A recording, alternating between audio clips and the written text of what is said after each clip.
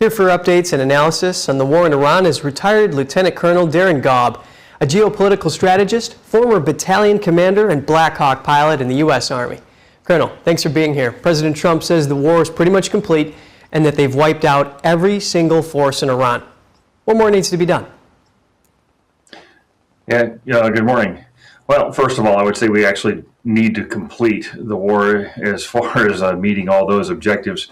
It's pretty clear we're not there 100%, but it's also very clear that we are most of the way there based on the volume of launches of both drones and missiles from Iran itself, the status of their Navy, and of course the continuous pursuit of their leadership. Khamenei 2.0 has, I would suspect, a very limited lifespan, and he knows that.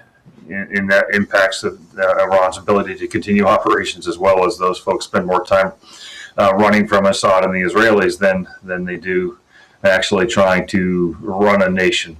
So that's critical too there. But I think that in the next couple of weeks, you're going to see a severe curtailment of activity as far as Iran's ability to launch, while we continue the pace of operations to hit really what become targets of opportunity nationwide across Iran to make sure they can't threaten their neighbors.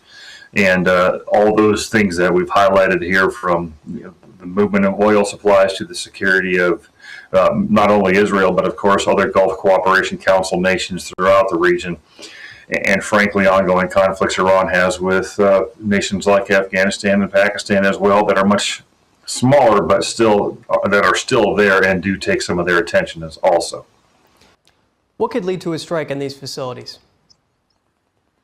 The refusal of Iran to abjectly surrender, ultimately, I think. But this is one of those areas I'm watching closely also, because I'm concerned about either Israel or us striking things inside Iran that would actually be needed in order to make sure the people of Iran can thrive again and rebuild an economy in a post-Ayatollah kind of world.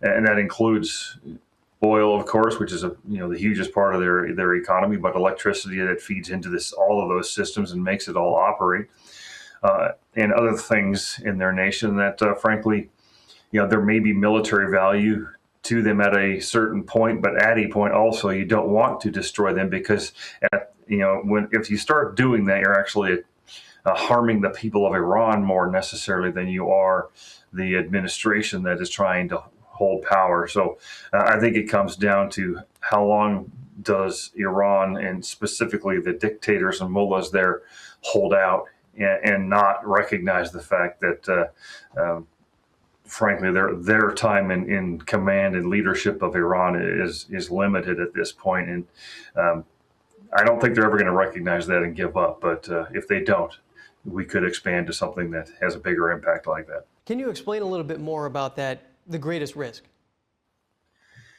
Well, part of the objective here is clearly to help Iran become what it can be again, what it once was pre-1979, a mostly free and prosperous nation, very well educated in all of those things that you would expect of what a free and prosperous nation can be. So as we've peeled back and removed much of the security apparatus, at least from air defense, launcher capabilities and things like that, those things become less effective. Then you can get to the security apparatus like the Quds Force and the IRGC that would be used against its own people. So that's one risk, is what do they do, and do they clamp down harder and become even more violent? Second part of this would be, what's the next part of the next phase, meaning what kind of government goes into Iran? Will they do the best thing for Iran? And can we ensure full removal of the regime that the Khamenei and Ayatollah world represents, regardless of who's standing there or who's sitting in the seat?